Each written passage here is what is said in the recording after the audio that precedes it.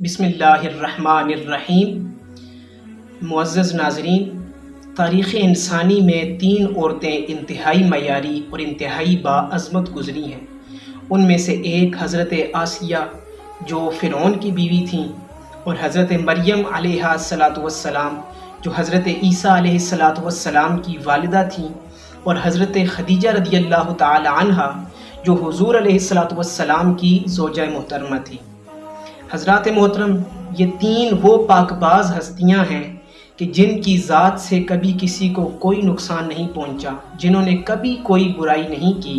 لیکن اس کے باوجود ان 3 ہستیوں نے اس دنیا میں انتہائی تکالیف برداشت کی، انتہائی دکھ برداشت کیے، انتہائی مصیبتوں سے ان 3 ہستیوں کو گزرنا پڑا۔ حضرات محترم، حضرت آسیہ کو فرعون نے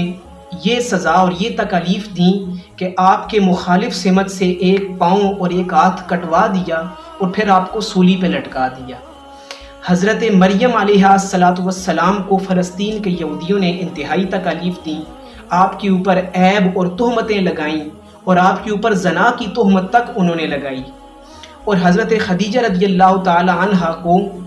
مکہ کے کافروں نے مجبور کیا کہ وہ 3 سال تک شیب ابی طالب میں محصور رہیں۔ 3 سال تک آپ نے ان گرم پتھروں کے درمیان صحرا میں، آپ نے تپتی دھوپ میں وہ 3 سال آپ نے ایسے گزارے کہ آپ کا رنگ جو ہے وہ کالا پڑ گیا، اور آپ درختوں کے پتے اور درختوں کی جڑیں کھانے پر مجبور ہو گئیں، حتیٰ کہ انہی تکالیف کو برداشت کرتے کرتے آپ کا وصال ہو گیا۔ حضرات محترم، رب کائنات کو معلوم تھا کہ یہ تینوں خواتین جنتی ہیں۔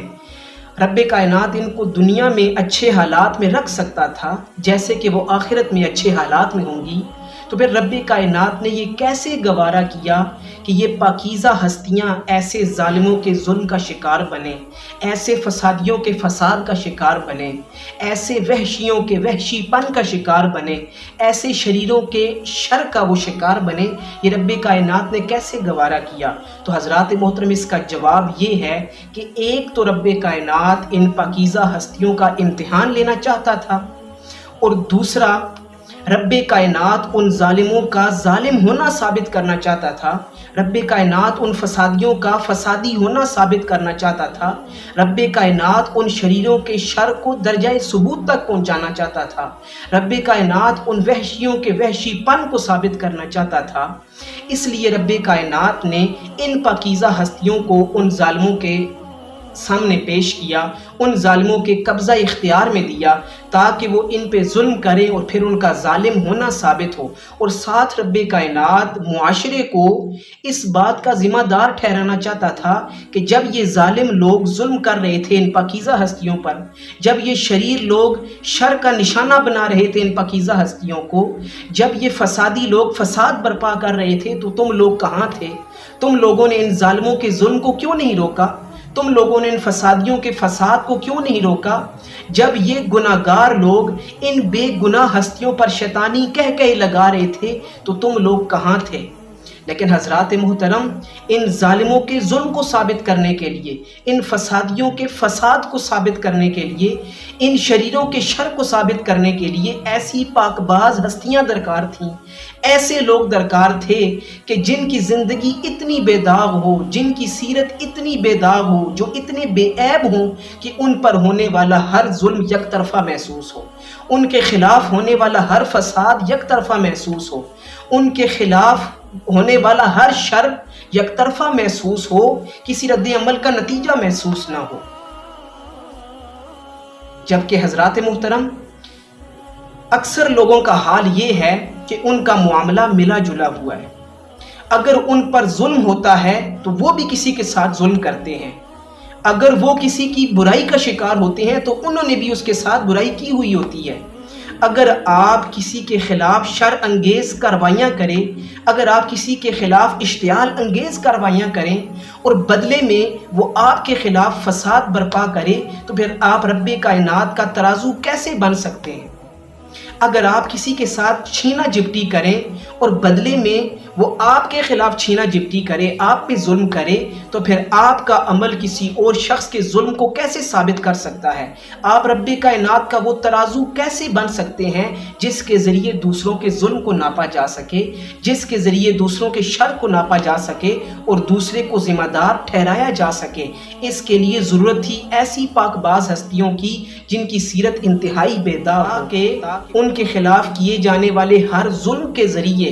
ظالموں کے ظلم کو ناپا جا سکے، شریروں کے شر کو ناپا جا سکے اور وہ رب کائنات کا ترازو بن سکے۔ چنانچہ فرعون کے ظلم اور اس کے گھمنڈ کو ثابت کرنے کے لیے حضرت آسیہ جیسی پاکیزہ عورت، انوسنٹ وومن کو اس کے قبضہ قدرت میں دیا گیا اور وہ ان پر ظلم کرنے کی وجہ سے تاریخ میں ظالم اور گھمنڈی شخص کہلایا۔ اسی طرح یہودیوں کی شیطانیت کو ثابت کرنے کے لیے حضرت مریم جیسی پاکیزہ روح، ہولی اسپرٹ کو ان کے درمیان بھیجا گیا اور ان لوگوں نے ان پر تہمتیں لگائیں، ان پر زنا کا الزام لگایا اور وہ لوگ بھی تاریخ انسانی میں شیطان اور ظالم اور سرکش لوگ کہلائے۔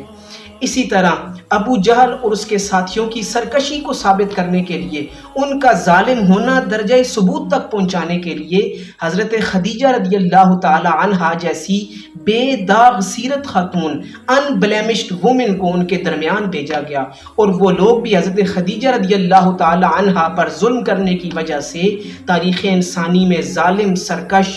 اور فسادی لوگ کہلوائے۔ حضرات محترم، پتہ یہ چلا کہ مخلوق کے درمیان رب کائنات کے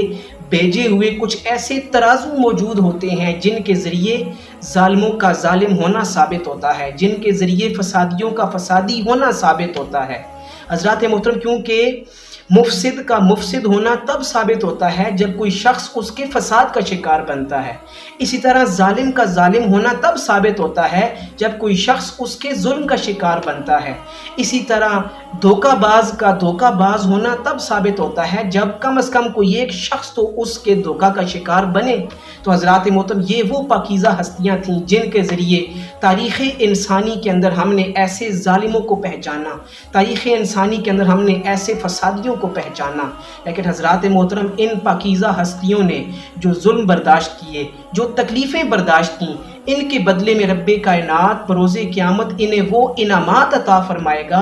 انہیں وہ نعمتیں عطا فرمائے گا کہ یہ وہ نعمتیں، وہ مقام دیکھ کر کہیں گے کہ اے اللہ، یہ تیرا احسان ہے کہ دنیا میں تھوڑی سی قیمت وصول کر کے تو نے ہمیں اتنے اعلیٰ اور اتنے بڑے انعام کا مستحق بنایا۔